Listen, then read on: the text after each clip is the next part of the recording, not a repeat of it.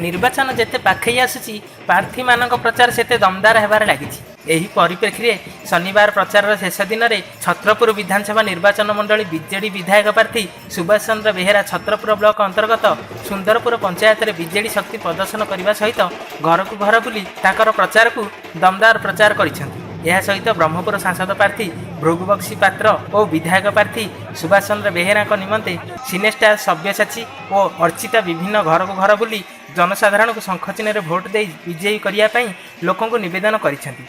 ओडिशार जनप्रिय मुख्यमंत्री नवीन पट्टनायक को षष्ठ थर पर मुख्यमंत्री करने को सभ्य संकल्प नेबा आह्वान देथिले। एही प्रचार में जिला परिषद सभ्या रश्मिता नाहक, समिति सभ्या सुज्ञानी सेठी, पूर्वतन सरपंच शोभनाथ बेहेरा, युव विजेडी छत्रपुर ब्लॉक सभापति सुभाष चंद्र नाहक, पूर्वतन जिला परिषद सभ्य जटिया नाहक, भगवान नाहक, अशोक प्रधान, वार्ड मेंबर जोगेन्द्र राउल, गंगाधर सेठी समेत 1000 अधिक महिला और पुरुष एवं दलीय कर्मी माने सामिल थिले।